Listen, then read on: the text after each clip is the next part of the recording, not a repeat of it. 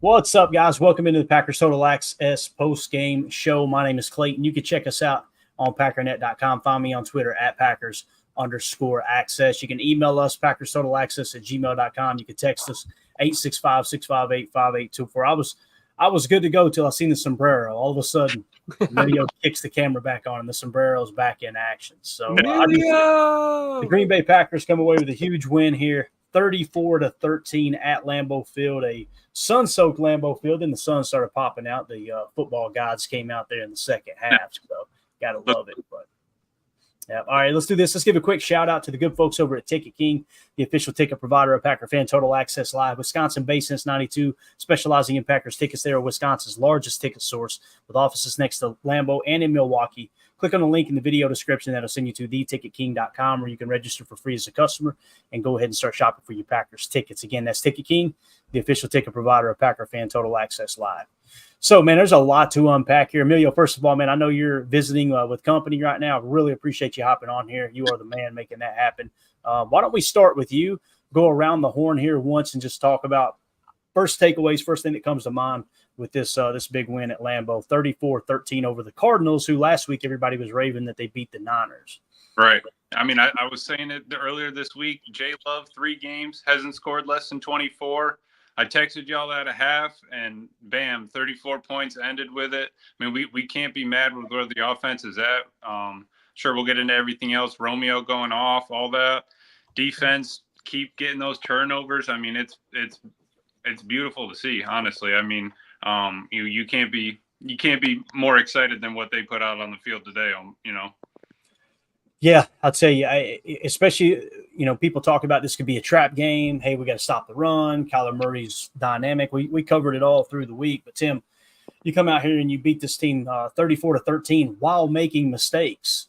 Man, it really says a lot about your team. It just seems like every week they create a little more momentum, right? And obviously Kyler Murray, one of the highest graded quarterbacks according to PFF in the entire league this year. They really kept him in check. And you could see until the very end, like late in the fourth quarter, they started to turn the dogs loose, but you could see that contain rush on Kyler all day too, couldn't you, man? But what do you think here on the surface, man? What's the first thing that comes to mind for you?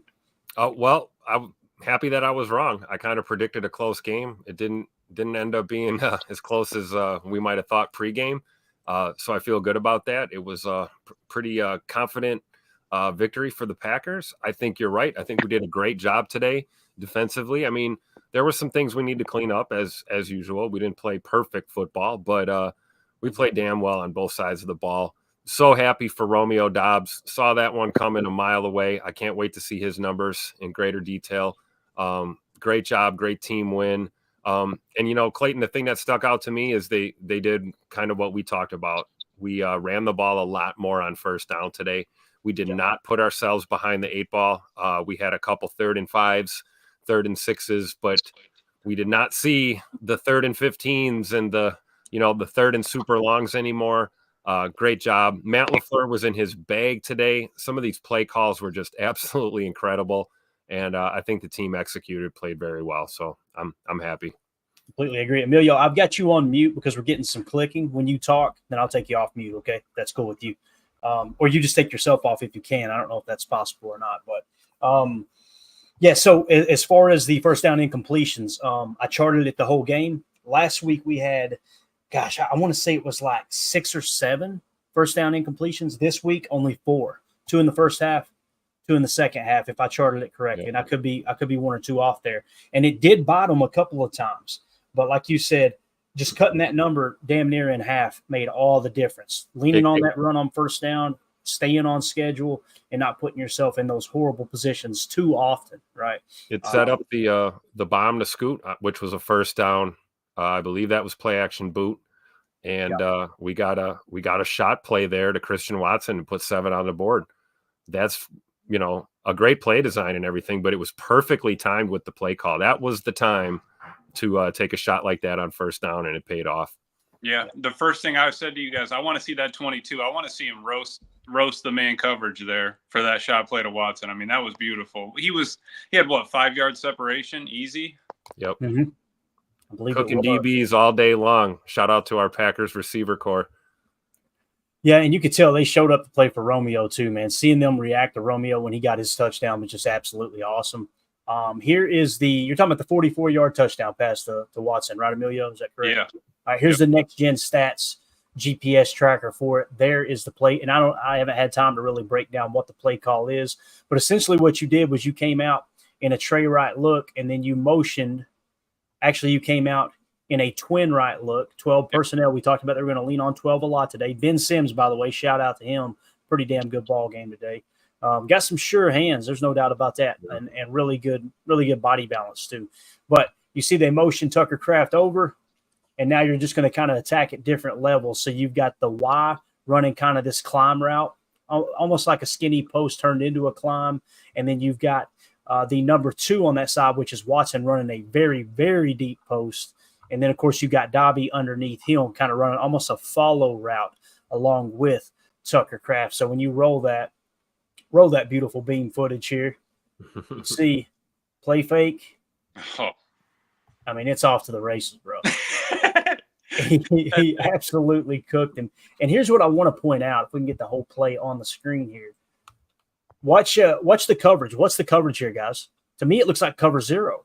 Yep. Is that what you guys are seeing? Cover 3 maybe, and 34 is matching there. Is that what you're seeing, Emilio? Yeah, it could be because that far right corner is kind of drifting. Yeah. So he carried all the way up. So I would say maybe cover 3 or maybe even a cover 6, and they had the other safety, and we have quarters on that right side there.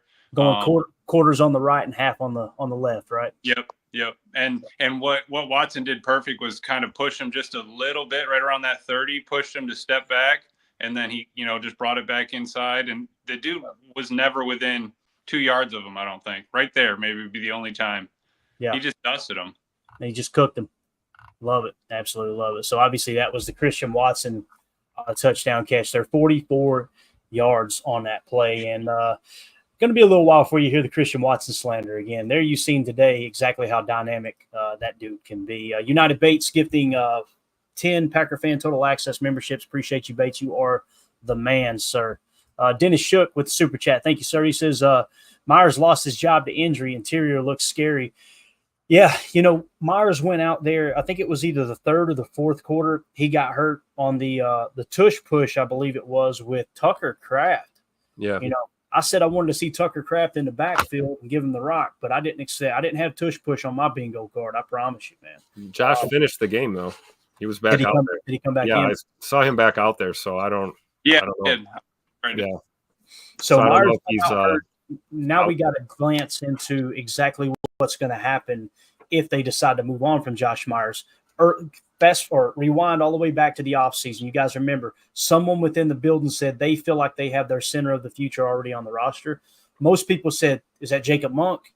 But I think it may mean Elton Jenkins. Now, obviously, you draft Jordan Morgan, who can play right guard. So when Myers goes out of the game, they kick Elton over to center. You guys correct me if I'm wrong. This is what I remember seeing. Elton went to center, and then Sean Ryan kicked over to left guard, and then you bring Jordan Morgan in to play right guard. I like everything about that. Jordan Morgan was in a few times before that. Yeah.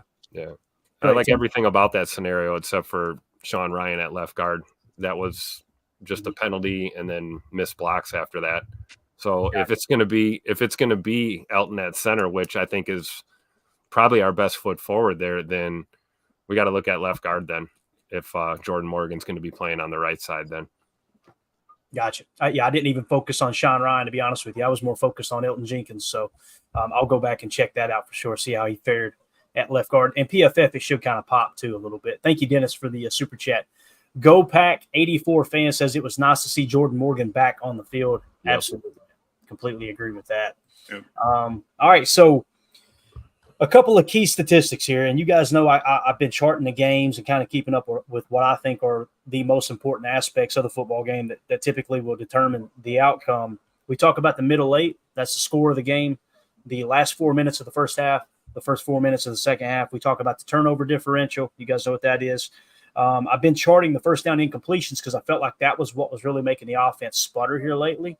We got away from that a little bit today, so that's awesome. But the other thing is the explosive plays. So in the first half of the game, first of all, the first half of the middle eight, and then it ended up going on to be the entire middle eight. They won the middle eight. The Cardinals won the middle eight 10-0. They won the turnover differential in the first half 1-0, and then they had only one explosive play. We won the explosive game 4-1 in the first half. Okay, so we won only one of the three just so important categories, right? The most important categories in the first half. Second half happened, though. The middle eight ended up finishing 10-0. All right, the middle eight was 0-0 in the second half of the middle eight. We won the turnover battle 3-0 in the second half. And then the explosives, we won 4-1 again. So your grand total is middle eight, they won 10-0. Turnover differential, we won 3-1, which is the most important aspect. And then the explosive plays, we had 8. I believe they only had 2, if I charted it correctly. So there you go, Coach Half. The turnovers continue to pile up. And Evan Williams, my God, what a dog, dude. What a dog. Joyce Martha with the super chat. Thank you so much. The Bears will pay Josh Myers millions if we let him go. Good. Let him pay it. You know what? Throw a little. Still suck. If I'm Goody, I throw still suck. Put it on loop. Right. You got to play it twice, man. You got to. It's so nice we play it twice. So, you know what I would do if I was Goody? I would make a slight offer to Josh just to raise that price a touch more and then let him go overpay for him, right? That's what me. So, again, Josh Myers is a good pass blocking center, horrible at run blocking. That's just my opinion. I could be wrong, but everything I've seen, it's like he gets out in space like an absolute dog and then just can't finish. But anyway, thank you so much, Joyce. Appreciate the super chat there. Let's see what else we got here. I'm going to pop up the box score again. Again, middle eight, they won. We won the turnover differential and the explosive battle, so we won 2 of the 3 most important categories. Is that kind of how it felt like to you there, fellas, or do you feel like the game felt a little different? No, it felt like that. And honestly, I felt bad for Love with Bo slipping in that pick. That was just bad luck. I mean, great play by Cardinals corner, but that was just bad luck for Bo and for Jordan. But, yeah, no, in the second half, our defense turned it up. I mean, they were playing aggressive first half, but they keep punching at the ball, never quit, keep going. You know, first person hat to the ball, wrap up, second person punch. Yeah, definitely. Tim, if you'll throw a grab up there for me, man. Let's go to Jordan Love, who was at the podium just a few minutes ago. We'll play just a couple of minutes of this. Hopefully it's loud enough. If it's not, we'll end it a little early. But here's what QB1 had to say at the podium. Nice music, right? Here we go. So do you get bragging rights over Chris? That touchdown pass? Yeah, I do. I do get bragging rights over him. And I picked up a block on him, too, at the end. So definitely get bragging rights on that's my brother, though. Love that boy. What is that relationship like during the game week? Yeah, I mean, it's we're on opposite sides, so we just focus on doing our job and what we control, and talk about we'll chop it up after the game, but we just kind of focus on the game. It was called for on you. I don't know. I'm sure he's probably mad about that one. Yeah, it didn't look pretty bad it didn't look bad on the replay. So I knew he's a competitor. We're competing. We're going to go at it. But I mean, he's got to be smart right there. Has been a little bit up and down in the Cardinals, but to go out there and play the way you guys did today, what do you think it means, kind of big picture? Yeah, I mean, like I said, we're always going to take it 1 week at a time. But based on the last couple of games, not playing complete games, not playing great complementary ball, I think this was a great team effort, in all phases, just playing off each other and going out there and making plays and executing at a high level. I feel like that's where we've lacked in the past couple of weeks. So it was awesome. But, I mean, defense going out there, getting all those takeaways, I mean, that helps so much, and just getting us the ball back. But it was nice just to play a complimentary game all 4 quarters. All right, there you go. There was QB1. We won't play the whole thing. It is kind of quiet. I don't understand why they got those awesome microphones and they have them pushed all the way down at the podium. It's like, why don't we get those up around their mouth where we can actually hear what the hell they're saying?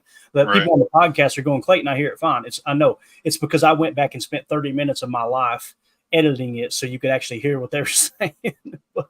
but anyway, I love that he talked about the defense and those turnovers, right, getting that ball back. You notice every week when Jordan Love's at the podium, especially when they win, he finds some way to deflect the praise towards somebody else. It's just wild, man. He's just, like I said, man, a hell of a leader, no doubt about it. Randy Cleavers with the dono. Thank you so much, sir. Appreciate it. Thank you for that. So, Jordan Love's performance, if we were to go back to that real quick, and I know Matt LaFleur is going to be at the podium. We may go to it here in a minute. I just don't want to bore people with something they can't hear here on the live stream. But if we go back to the box score, how did we feel about Jordan Love's performance today, fellas? I'll start with you here, Emilio. What do you think about Jordan here? 22 of 32, 258 yards, 4 touchdowns, 1 interception. Like you said, that one pick, Bo Melton slips down, right? Definitely not on Jordan on that play. I didn't like the, as Brady Papinga would say, aggressivity before halftime. That's the type of stuff that allows teams to get back in the ball game. And it almost did, to be honest with you, but maybe Matt was so confident in the offense. What do you think about Jordan, though? Yeah, no, I think it was a great game by Jordan. The aggressivity that they were talking about, I wasn't too mad about it just because they were taking their time, getting in and out of the huddle. He wasn't rushing them too. They were burning up the clock, and it was. I mean, you saw how mad Matt was. Imagine if we did end up with another score there, or we get Narv into range and something like that. I think that that would have been a huge spike, but like you said, we lost that middle 8 because of it, and it could have cost us. Momentum was starting to swing right there. That really could have been bad, but I think J Love kept his cool, played a great game, dished the rock to everybody. I mean, Christian Watson, Romeo, Jaden Reed, everybody got a touchdown. Tucker Kraft got involved, Bo got involved. It's tough for that defense to cover everybody that we have, honestly. Yeah. No doubt, man. Tim, what do you think, man? Jordan Love, I swear every week it feels more and more like Brett Favre, dude. A couple of those passes, one into triple coverage and the other to Romeo, where he said, just like last week when it was Reed, screw it, Rome's out there somewhere. Let's just chuck this thing up. I can't wait to chalk talk that play, because what I saw was Jordan sees something on that tutter to Dobbs. He saw something and he motioned Dobbs over to the top, and I just knew pre-snap that ball was going to Rome. And I don't think we saw the crazy pressure that was coming there. And Jordan he pulled a Brett Favre. He trusted his receiver. Looked like a great throw to me. Nose down, going right at the front pylon, right there for Rome. Looked like they did that 1,000 times at practice. But you see a little bit of Favre in Jordan's game, and you also see a lot of Aaron Rodgers in Jordan's game. He's kind of like a hybrid of the two, which makes him real fun to watch. But to your point, yeah, I got a little nervous there going into half. Even giving up the field goal didn't make me feel good. Especially knowing that we started with the ball. We were going to end up, kicking the ball back to them to start that third quarter. And lo and behold, we lost the middle 8, lost the battle, but we won the war, which is good. But I'm with you, Clayton. I sent a text to our group chat there during the game. I said, we're going to find out real quick if this team knows how to play with a lead. We haven't seen them have to do that very much this year. And today was an example of them kind of managing that game and, grinding it out and winning 34-13. This is exactly what we needed them to do. Yeah, no doubt. Let's see here what Coach Lynn has to say. Read that for me. I'm going to pull something else for you guys up real quick. This cracked me up. Go ahead and read that comment. Coach Lynn says, Coach Halfley called a hell of a game. Absolutely. As Clayton pulls up the holy Dom Capers. Did we just see the psycho package on that fumble recovery? Only one down lineman, everyone else mugging. So look at this. This is straight out of Dom Capers' playbook. Kenny Clark is standing up. Look at this. The only down lineman is a wide 9 LVN, and everyone else is on the line of scrimmage. Well, not everyone else. Obviously, you got corners out right wide, but you got 1, 2, 3, 4, 5, 6, 7 guys at the line of scrimmage, including Xavier McKinney, right? Everybody mugging, and watch Kenny split this. And I'm telling you, I think this was kind of their counter for the zone read, Emilio. Like when they thought they were going to run a zone read type play, I think this was their counter. Let's show this so they can't really read the ends crashing. Let's just all get after the ball. Let's all stand up type thing. And you see Kenny's right in the backfield so quick. Couldn't get the ball to the running back. I guarantee you the main reason that he drops that ball in the exchange is because they're going, who the hell do we block right here? Mm-hmm. And they get guards pulling too. That's what's crazy. Like we overloaded the backside where they were pulling guards from. Again, yeah, it's not exactly the psycho package, but it's sure close to it, no doubt. And running away from the overload is huge there. I mean, if they had pulled it off, they had a spot, they had a gap, right? But they were just so quick to get back there that, it didn't make a difference. Kenny was in the backfield all game long. I'm pretty sure back there 4 times that I can remember. So I'm not mad about what Heffley was doing. And yeah, like that psycho package. I remember I saw Rashawn standing up too a couple times over center. Stood up. Just you got to get them in different positions, right? We got to let them go to work. Obviously, we didn't get too many sacks or anything like that. But I don't remember if we had one. But Kyler's he was able to run away, get away from everybody on that. So it's just tough. Yeah, I agree. I think one of the things Heffley did really well in this game was perfect timing of when to dial stuff like this up. It was like the right time of a drive. Every time it seemed like Arizona was getting something kind of going, he would dial something like this up, and we just take him out of the game. I mean, you talk about Carl Brooks had a hell of a punch out for a fumble. We saw Evan Williams punch one out. This defense, they're ball hawking, and when you got a coordinator that is kind of mastering the art of when to send 5 or 6 or send them all, we're going to be deadly on defense. I really feel like it. I feel like when we needed to play off, we played off. And when we needed to be up in their grill, we were up in their grill. And it was a good balance today. So I agree with Coach Len. I think Heffley called a great game today. Yeah, and this is going to be a little bit blurry, but I tweeted this out. Rashawn Gary with the relentless cross-field pressure. Watch this play right here. So Gary's out here to the left in a wide 9. Check this play out. You're going to see him fight through, stick, little double move right here, bang, he's over. Gary's going to chase this play all the way across the field. Yep. Pressure on Kyler Murray for the incompletion. By the way, that was on 3rd down. Effort. It was. If you look there, you could see Kyler Murray pee himself a little bit right before he threw that pass. Little drizzle right here. He went, He said, where did that guy come from? Where did he come from? So Gary just continuing to be relentless. I love it, man. I love the way they're using him too. They're moving him around a lot because there was one play too. He actually got pressure on a play when he got chipped, tight end chips him, shrugs him off, fights through the right tackle, still gets a hand in Kyler Murray's face, falls incomplete. And they're continuing to move him around. I'm telling you, that throws that whole game plan out the window when they decide to chip someone as much as they do. Last week, he actually jumped up the list from 5th to 3rd most chipped edge rusher in the league. So that's ahead of Bosa. That's ahead of Myles Garrett. Last week was anyway. And there was someone else in there too, Aiden Hutchinson, that he got chipped more last week. So Elder Grimm with the super chat. Thank you, sir. He says, this team stinks. Only thing worse is this podcast. Loving emojis. I completely agree, Elder Grimm. This show sucks. Yeah, that's fair. Yeah, that is fair. Thank you for the super chat, sir. Sit your butt outside. You can pay to insult me anytime you would like. Okay. Let's see what else we have in the notes here, in the specific notes anyway. Love's hard count. Hey, got them to jump 3 times. Why the hell they keep blowing it dead is beyond me. There is no one that's unevaded to the quarterback. It should be 3 plays. And then a 4th time for a 4th play, he actually caught him with 12 men on the field.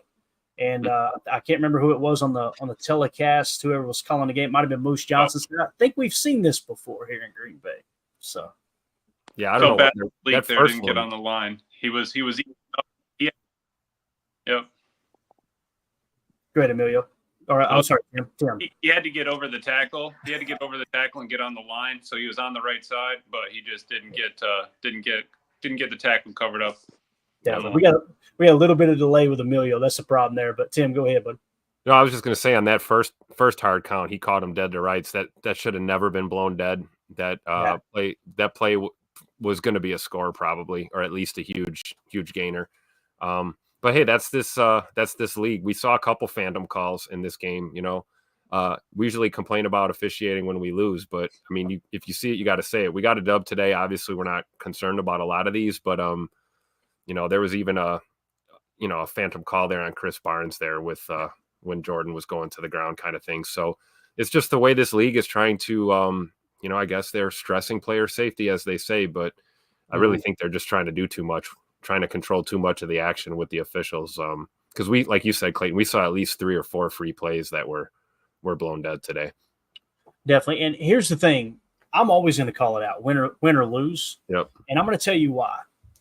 Calling out bad officiating is just as important as getting loud at the stadium.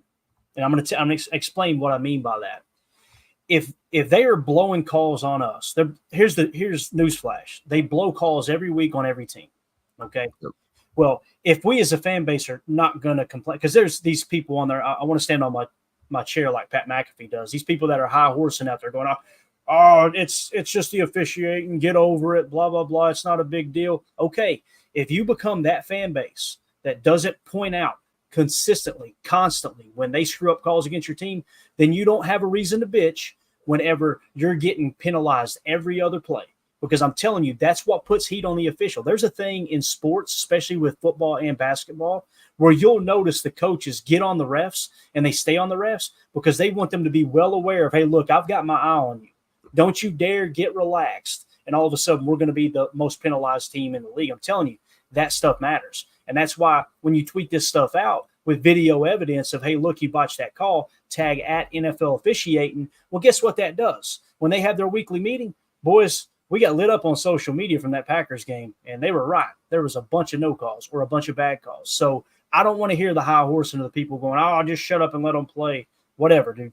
I'm going to do anything and everything I can to help the team. And if that means sending out a couple tweets pissed off at the officials when they blow a call, I'm going to do it. So fan how you want to fan. That's how I'm fanning. I don't know if that makes sense or not. But that's it. Totally makes sense, Clay. And I mean, that's true. Because you can't stop them. I mean, if they're going to keep calling that, you gotta call them out on it. You got to say it. If not, they're going to keep running wild. But great team win this game. It felt honestly like the Tennessee game a little bit. We got to live that. I'm happy for everyone that was in the stadium for this one.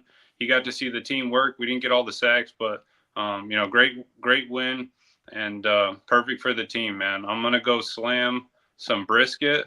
Been for 10 hours now, so appreciate y'all. He said he's going to go slam some brisket. Here's the guy. Just the tip, though. There you go. All right. See you, Emilio. Have a good day, buddy. Appreciate you. All right. That was Emilio with the sombrero cheesehead in Tennessee. Kid makes me proud. I'm just going to tell you right now. All right. So next thing on the list here, Evan Williams, Tim. Woo! I don't know how many snaps he got. It felt like a lot. There it is. I was looking for it. It kind of felt like he was the starting safety, right? Am I right with that? Maybe I seen Stokes out there several times, so that would tell me that they didn't predominantly play Keyshawn at the outside corner like we had talked about. They showed in the pregame warmups, Yep. But it felt like Evan was out there a lot. Do you agree with that? Yeah, definitely. And we did see Keyshawn on the boundary a little bit, maybe not as frequently as we did last week. I also thought, Stokes got cooked on, I think, one or two routes. But other than that, Stokes played pretty solid today. He definitely wasn't a liability out there. And I think that freed up Coach Half to, mix it up, man. We did. We saw more Evan Williams. We certainly saw more Edgerrin Cooper today as well. But man, that zone read or that RPO, whatever that was that Murray tried to run, and you saw Evan Williams there just not fooled at all. If that isn't the epitome of who this guy is, a rookie playing like a veteran, most rookies bite on the play fake and they get beat to the edge. Evan Williams was staring him down, and you saw Kyler Murray kind of juke moving nowhere because there was nowhere for him to go. And this is what we talked about in pregame, right? Fundamentally sound defense, playing discipline. Don't over pursue, don't break your contain. Great example by Evan Williams. And as we all know, that wasn't the only play that he made today. So I think it's pretty much official at this point. Wouldn't you say, Clayton, that that guy should probably be a starter? He's a dog, dude. Yeah. Like it's really, really rare that a rookie has the type of impact that he's having right now. And here's the thing too. It is a limited amount of snaps, right? We're basically talking about 2 games now. But like I pointed out on a past show, Tim, in training camp, he was flashing like crazy. We were seeing the updates, right? And I said, well, it's just training camp. And then he did it in preseason, and I said, well, it's just preseason. And then he did it early in the season. I'm like, well, it's minimal snaps. Yeah. Sooner or later, you got to just acknowledge this dude's a football player, man. Sooner or later, you just got to say. Here's the guy. And this right here is absolutely huge, man. This punch out right here, bang, knocking that out. I mean, you can't teach that, man. That's something that you've either got or you don't. Just that high football IQ. just a straight right hand. I don't want to show it for too long, but man, absolutely awesome play there by Evan Williams. So you had that play, but on the zone read, like you were talking about, 3rd and short, that killed a drive for them too, where he just got in there and attacked it. The first thing I thought of too, Tim, on that specific play was him. I seen him back at Oregon attacking Caleb Williams in the backfield for USC. Like that's what it looked like. You could see it all over the tape. You could. And let's see who it was here in the chat that said it. Coach Lynn said that may be Goot's best pick of the draft, Evan Williams. And he moved up for him. That's the other thing. He actually moved up in the draft for him too. So probably had a much higher grade on him than where they were currently sitting. That's what justifies using the extra capital, right? And going up. I agree. So there you go. More importantly, though, Eric Sutherland says Emilio puts taco seasoning on his brisket. So heard it from a fan right here. Number one Packer fan said, my dad actually wrote letters to the NFL about the officiating in Packers games. Shout out Pops, LOL. Absolutely, man. I love it. I love it. Love that fandom. All right. So next thing on the list here, let's talk one more positive, then we'll hit a couple of negatives, not huge negatives, but just things that kind of I almost said made the game close, made the game closer. We obviously know it wasn't that close, but Tucker Kraft with the tush push on 3rd down. Matt LaFleur is just trying to get this through the football, and I love it. Yeah. I'm here for it, man. I'm here. What did you think about that, where he motioned over, settled in under center, took the snap? You know how much trust you got to have in a guy to take a snap from under center at the tight end position? First of all, everything on that play was Jordan Love playing dumb in the backfield and directing nobody. And the linebackers were just staring at Jordan, trying to watch his eyes and his head. And by the time they realized Kraft was getting the snap, it was too late. Another great time to call that, right? I mean, if you're going to pull a play out like that situationally, that's when you do it. Certainly caught me off guard. I wasn't expecting Tuck Norris to go under center there and take a snap, but I don't know. I love it, man. Matt LaFleur fully in his bag today. Yeah, no doubt about it. And half two, man. Hafley caught a hell of a ball game. Guys, this was one of the better offenses in the league. Like we talked about this, right? Yep. Kyler Murray, this may be his lowest scored game of the season when it's all said and done. And it's just that subtle pressure that you're getting and situational pressure. It's not like, hey, let's pin our ears back and go after the quarterback. But like what you've seen with Gary, the way that play works and why it's important to not just pin your ears back and rush up the field past the quarterback. When he drops back to pass and you give him the illusion that, hey, this is a comfy pocket, let's sit back here and pick it off, and then you realize no one's open, right? Well, now that timer's gone off, the whole play breaks down. Now it's time to go eat. And that's really how they've treated these mobile quarterbacks this year. Even a little bit at Sam Darnold, but of course with Sam Darnold, you can't turn the ball over like that and expect to win the ball game, even though you only lost by 2 points. And what's crazy too, Tim, is that loss in Minnesota is really what created this momentum for the Packers.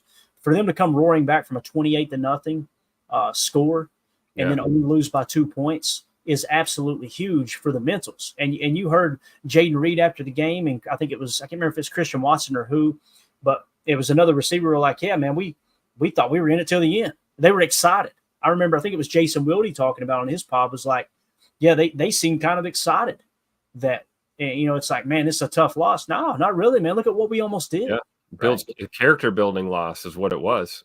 And confidence, like you said. I mean, a lot of teams do. They go down by 28 points like that. It's a wrap. They just try to find a way to get out of there, keep the clock running, stay healthy. Let's throw in the towel. You see that with teams that kind of, you get up on them early and the game's already over. It's like the Packers aren't wired that way. They have a never say die mentality. They're a team that's used to having to come back. We've seen it going back to last season. A lot of our wins were comeback wins. No stranger to the slow start and having to turn it up late in the game. Today was a good example. Like we talked about earlier. Can you get up early, play with a lead? It's almost funny, man. We talked about this pregame. I said, wouldn't it be nice to get a couple of stops early, get a couple tutters, go up 2 scores on a team? And lo and behold, that's what happened today. And we had a few bumps in the road there. And hey, that, like you said, that Arizona offense was bound to get something going at some point. It's unfortunate that it kind of happened going into the end of that first half, but I think we did a good job second half after a kind of a sluggish start again, losing the battle in the middle 8. I think enough was enough, and we put the pedal to the metal, and we stepped on their necks, and we buried that team early in the second half, and this ball game was over. And I've been waiting for this for weeks. That was why I was a little upset about how we closed out that Rams game. You know, this is what I wanted to see, and we saw it today. And I do believe this team is built for it. And I think as we go down the stretch, we stay healthy, we get some guys back, we can continue to do that. Get up early, play well, play solid defense, create turnovers, and do not let that offense get into any kind of rhythm on the other side of the ball. And, you know, trust our guys, Jordan Love and the boys, they'll take care of business. And here we are again, 34 points on the board. Defense gives up 13. We'll take it. That's a recipe for championships all day. Definitely. Zachary in the chat says you guys should do a watch party stream sometime and take a shot of Evan Williams every time Evan Williams has a blow-up play. If we did that, Zach, two things would happen. We wouldn't have a post-game show, and I would be homeless, okay? Because I'm telling you, I would be sauced up in here on the Evan Williams, and the wife would throw me out on my head, no doubt about it. Ari Ironminer says running back rotation was excellent in the fourth. If I remember correctly, at least 2 of our 8 explosive plays came on the ground from Emmanuel Wilson in the fourth quarter on the last drive. That's how you put a team away. It's exactly what you were just talking about, man. It's huge. So if we look at the running back stats here, Josh Jacobs, 18 carries for 62 yards, had a long of 14. Emmanuel Wilson finishes 7 carries for 54 yards with a long of 16. Bo Melton in front of his parents. How cool is this?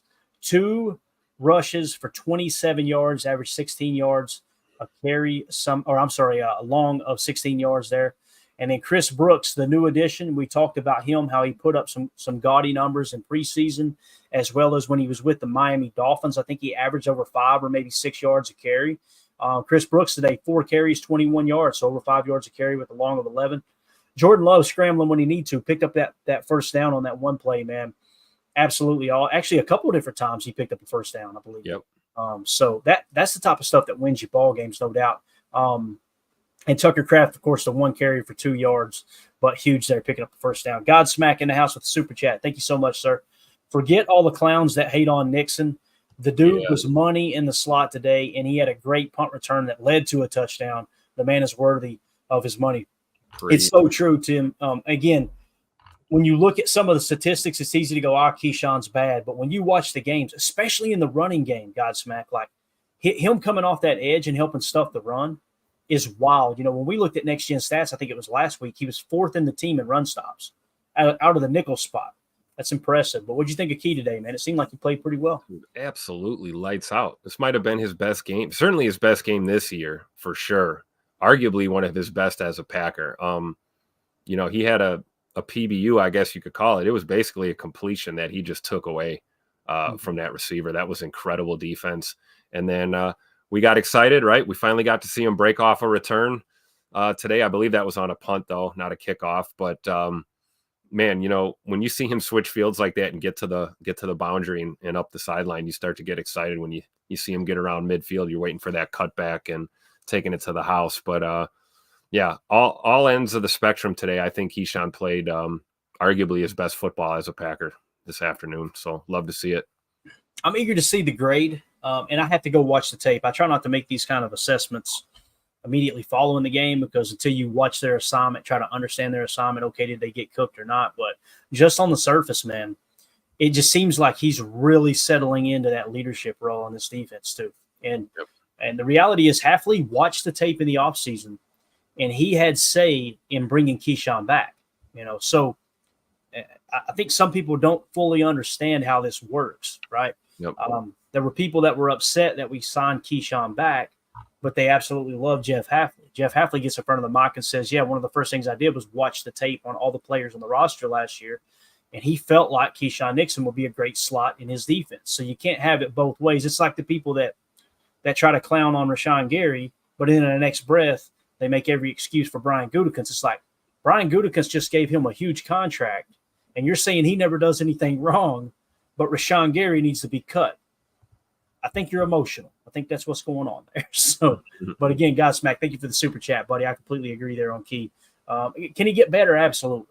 There's a lot of stuff that guys on this team need to clean up and get better at, obviously. But all in all, I think they're starting to really create some serious momentum with this win right here. United Bates in the chat said, glad to see the Melton brothers play together. They grew up not far from me. Oh, that's awesome, man. If I remember correctly, Bates, are you over toward Philly, maybe somewhere in that area, or maybe you just work over there. I'm not sure, but doesn't really matter. Give us your home address. I'm sure you would appreciate that, right? But yeah, that ain't no problem. Well, yeah. So the Melton boys, man, obviously to have two brothers make it to the NFL like that, and I know there's been several other brothers that have done it, like the Barber brothers, and there's several different cases, but it is kind of rare to think about, Tim. What the hell were those parents feeding those boys for two of them to make it to the NFL is just absolutely wild. Yeah, it's incredible. Yeah, shout out to Max. He had a good play on special teams today there. Took one away from Keyshawn, tripped him up there on that punt return, and looked pretty good out there defensively. He's certainly a bright spot in that decimated, destroyed, underperforming secondary that the Cardinals have. So there's certainly a path for Max Melton to really step up there, see him develop as a young player. But yeah, it's always cool, man, when you see stuff like that, right? Obviously, we've I guess we got to see you got to see the Watt brothers in the league, but two defensive guys not really playing against each other. It's always exciting when you got a DB and a receiver that are brothers, and you wait for that chance to see them lined up across from each other. So no, it was fun, definitely. Yeah, absolutely. All right, so as far as the box score, going back to it, Kyler Murray, he was 22 of 32 for 214 yards and a touchdown. He was not sacked at all today. And zero interceptions. The thing I've noticed about Kyler Murray, he's learning how to protect the football. And that's huge for a young quarterback. Obviously, he's going to really be able to settle into his own. Look at the running game, though, Tim. We held him to 23 carries for 89 yards. They did have a long of 20 there from Trey Benson on that one play. A couple missed tackles there. But overall, not a bad day at the office there, man. It really limited the yardage that was chewed up. I'm sure we won time of possession. I would imagine we did. But I haven't dove into it too much. Now, we talked about Marvin Harrison Jr. all week, Tim. He was targeted twice. I think he left the game maybe with a concussion. He got up wobbly there on one play, but he was targeted twice. 0 catches, 0 yards. So Trey McBride, their tight end, actually led their team with 8 targets for 8 catches, 96 yards. Another player we kind of stamped as possibly a Tuesday player. You need to really try to take him away. But on the Packers side, Christian Watson, 3 catches for 68 yards and a touchdown with that long of 44. Romeo Dobbs, 3 catches, 49 yards, 2 touchdowns. I can't help but smile seeing it. Ben Sims, 2 catches for 38 yards, caught both of his targets. Here's a guy. Jaden Reed caught all 6 of his targets. Didn't have a whole lot of yards, but he did have a touchdown there on the pass there. I think it was inside the 5, maybe inside the 10, if I remember correctly. Josh Jacobs catching the football, 3 catches for 28 yards. So that means Josh Jacobs finished the day with 90 total yards, something like that, right around that ballpark. Caught all 3 of those targets. Emmanuel Wilson, that screen pass, absolutely awesome play. 1 catch for 19 yards. Tucker Kraft had 2 catches for 13 yards. Now, Tavion Wicks only 1 grab for 9 yards. I think that did move the sticks, though, and give us a first down there. Bo Melton, 1 catch for 6 yards. On the defensive side of the ball, when it comes to fumbles, man, Kenny Clark recovered a fumble. Jair Alexander putting his nose in there, recovering the fumble. Carl Brooks with the strip and recovering the fumble. Absolutely awesome there. Quay Walker led the team with 11 tackles, 10 of which were solo, 1 for a loss. Javon Bullard, 8 tackles. Edgerrin Cooper, 8 tackles. Xavier McKinney, 4 tackles. Evan Williams, 4 tackles and a tackle for a loss, along with a forced fumble. Eric Wilson with 3 tackles and on down the line there. And, again, no sacks. I'm pretty sure Gary led the team in pressures, although Kenny was back there a couple times too. I think I counted 3 pressures from Gary, if I remember right, in today's game. As far as kick returns, 2 for 60 yards. Obviously, you had Jaden Reed with the punt return that he fumbled. They throw Keyshawn in there. I felt a lot more comfortable about Keyshawn returning the punt, to be honest with you, Tim. I don't know if you agree or not, but that kickoff, though, that long of 37 to set up that score with Keyshawn was absolutely huge in that regard. So I am with you on that, only because it's not that I don't like Jaden Reed returning punts. He's so freaking valuable as a weapon on our offense that I'd hate to see him tweak something on a special teams play, hey, like the fan base said, I mean, they're not wrong. We're paying Keyshawn a lot of money, even by slot corner standards. So I think to ask him to, take those return duties as his responsibility, I don't think that's too much out of Keyshawn. I'd rather see him getting a little more action there. But I don't think the fumble counted because we had the offsetting penalties there. So we kind of got bailed out there on that play. They had to re-punt that ball. So we lucked out there. Those kind of things happen, is what it is. But yeah, I just feel like Reed is such a spark plug for our offense that you almost want to protect a guy like that and keep those special team snaps to a minimum. Yeah, definitely. And as far as the kicking game, Braden Narvison, 2 for 3 in field goals, hit all 4 of his extra points. I remember last year when people were going, we just need a kicker that can hit his extra points. So today, Narvison, if you include the extra points, which we know is kind of a shorter field goal now as opposed to just a chip shot, 6 for 7 on the day with all of his kicks. I'll just leave it there. If you're expecting Braden Narvison to hit 100% of his kicks, I can't help you. I'll just leave it at that. I thought it was worse than that, hearing people complain, but 6 of 7, I'm gonna defend the Narv dog in this situation. I thought he missed 2 today, and I was wrong on that. So there you go with the kicker information. That's pretty much it, Tim. I think we covered everything. Do you got anything else you want to hit on before we wrap certainly this no up? kicker talk, that's for sure. Yeah, no doubt. I did a poll question here before we got started and asked, who is your player of the game today? Here are the choices: Jordan Love, Romeo Doubs, Evan Williams, or Christian Watson. 56% Jordan Love, 4 touchdown passes. So he wins the player of the game from our PTA posse here on YouTube. Romeo Doubs came in second with the 2 touchdown catches with 26% of the vote. And then we had Evan Williams with the forced fumble, third down stop, only 15% of the vote. Christian Watson, 68 yards and a touchdown, got 3% of the vote. So Jordan Love is our PTA player of the game. Last super chat before we wrap this up. I like it. Godsmack, appreciate you, buddy. He says, Quay was awesome today, but am I out of bounds thinking that Cooper is our best linebacker? That dude is for real, and Evan Williams too. I completely agree. Both of those points. Never at any moment today, Tim, that I feel like, oh, Quay, what are you doing? Not once. It was like he was always around the ball, played a pretty sound game. We'll see what the grades show. Obviously, I didn't watch every single snap, specifically keying in on him. And as far as Edgerrin Cooper, man, it's not too big for him, man. It is not too big for him. I saw one. Quay washed himself out of a run fit. It was late in the game. I think it was in the third quarter. That was about the only terrible mistake, I guess you could say. And honestly, it kind of threw me for a loop because I felt like Quay looked pretty good in the run fits today, certainly leading the way with tackles. And then it seemed like his coverage grade slipped a little, which is normally polar opposite for Quay. Normally he's our coverage guy and struggles with the run fits. So he's still a work in progress. This is year 3 for him. I agree. I think he was awesome today. And I don't think it's out of bounds at all to think that Cooper is our best linebacker. I just think it's probably a little early. Certainly you look at that linebacker room, the guy's got the highest ceiling, right? I mean, the most potential is definitely going to be Edgerrin Cooper when you're evaluating these linebackers. But I feel really good because we got some good play out of McDuffie today. Eric Wilson was involved today. Quay was involved today. So, I mean, our linebacker room as a whole is something to be excited about. But I think Godsmack's onto something here. You know, long term here, I think we're looking at Edgerrin Cooper being him, as they say, in the future here for Green Bay. Completely agree. All right, guys, that's it. That's going to wrap up the PTA postgame show. Got Mandy heading out of town, so I'm going to run downstairs, tell her bye. She's off to Florida for a vacation while I stay here and just work my you-know-what off, man. You know how it is. That's the look I gave her when she said, I'm going to Florida, you stay here. So there you go. Special shout-out to United Bates gifting 10 Packer Fan Total Access memberships. Dennis Shook with the Super Chat. Joyce Martha with the Super Chat. Randy Cleavers with the dono. Appreciate you, sir. Eldegrim with the Super Chat. Godsmack AR69 with both of those Super Chats. Thank you all so much for supporting the stream. We appreciate it. We will see you guys tomorrow night for PTA Live. Again, the Packers win pretty handily here at Lambeau Field, 34-13 over the Arizona Cardinals. Help me out here, Tim.